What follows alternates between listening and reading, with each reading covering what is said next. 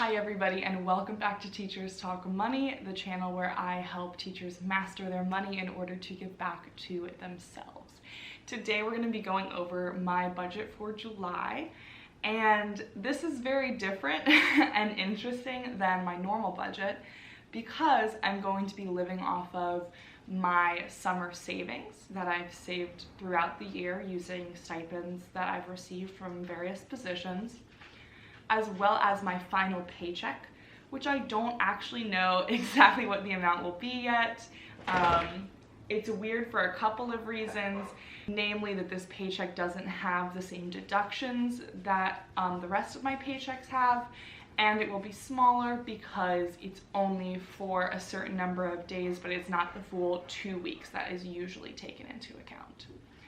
So without further ado, I'll throw you over my shoulder. We'll be checking out the spreadsheet version of my budget template, which you can get at the link down below, teacherstalkmoney.com/budget. You can also get a pen and paper version that way if that's what you prefer. So let's take a look at the numbers. All right, so let's take a look. This is my spreadsheet version of my budget template, and this is my budget for July.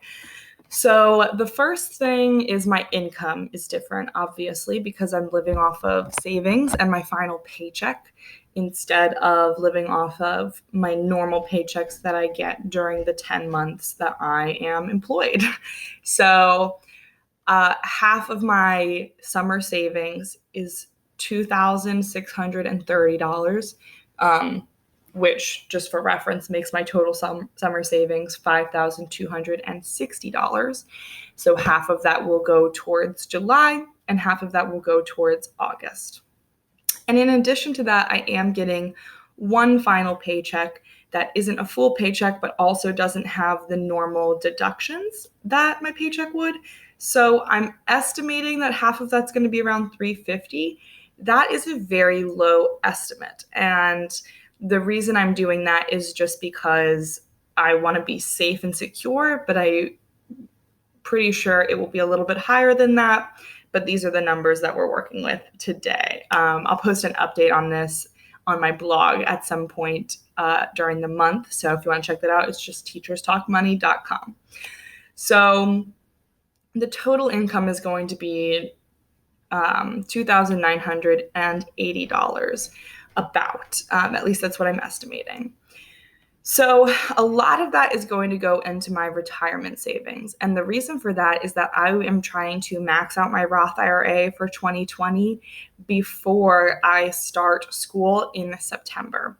So I'm kind of really pushing through that through July and August so that come September, I can just focus on investing in my 457B through a certain percentage of my paycheck getting taken out and invested into that employer-sponsored retirement plan. So I basically put a lot of extra money towards retirement, and that will go in my Roth IRA. Then I've got the set $60 for gifts, which is what I put in every month so that I can cover gifts for my family, especially when Christmas time rolls around. $250 for travel, and $100 in my business, which is what I did last month as well. And so that brings the total savings to $1,230. Then we'll go to my fixed costs. This is a little different because I added Hattie's costs as a line in the fixed expenses now that I know exactly what everything is going to cost for her for the month. So rent is the same at $900. Car and renter's insurance is always the same at $86. My phone bill is always $45. And my subscriptions have been $32 since I added Audible as a monthly subscription. Hattie's food and meds is $74 a month, and that is a giant bag of food for her, her heartworm preventative, and a pretty pricey joint medication or an anti-inflammatory medication because we found out that she has a lot of arthritis. We also found out that she's about 8 years old. We thought she was 4 years old. That's what the shelter told us. But it seems like based on the amount of arthritis that she has. After we got her a body scan, she is probably about 8 years old. So that was a shocker. But we are happy to take care of all of her medical needs. So I had to put that in as a line in my budget, and everything together is $74 a month. So then we have my variable costs, which I set $200 for groceries and $200 for eating out. I've been able to kind of stay under that the past couple of months. So whatever extra money I have, if any, will go towards probably my investments.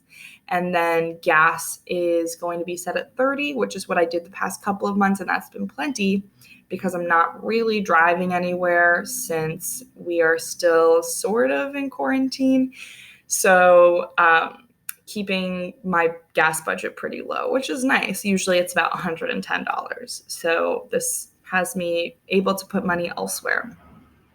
And then for other, I just set it at $183. Other includes all of my utilities, and I include them there because that's not really a fixed cost because they're different every month. Although maybe I should move internet there because internet is the same every month. I'm always like realizing things about my budget as I'm filming these for you guys. But either way, as long as the money is accounted for, that's what really matters. And $58 of that other will be going towards giving this month towards Black Lives Matter causes. So yeah, this is my budget for July. It's different and it's going to change. So make sure if you want to stay updated on the changes, check my blog this month, teacherstalkmoney.com. If you are ready to get started with your budget, you can get this budget template spreadsheet, which I love because as you add totals in, it totals it up for you. So say I finally withdraw the money, it's supposed to it automatically totals that up below. And same thing as I spend on groceries or going out, say I go and get pizza and that costs me $10, it automatically totals it up here below. And it automatically totals it up here in my actuals category, which is amazing because I can in real time keep up with how much I've spent and how much I have left to spend for that month. So if that kind of automatic math appeals to you, you should definitely get the spreadsheet version. And if you are more of a pen and paper type person and you want to do the numbers yourself in a calculator, you can get my pen and paper template that has all of the same categories and the same running totals features. You just have to add it up yourself. So if you want to get that, just go to teacherstalkmoney.com/budget or go to the link that will be in the description of this video. Thank you guys so much for joining me every month for my budget updates. Let me know if you have any questions or suggestions about my budget down in the comments below, and I will see you next week. Bye, everybody.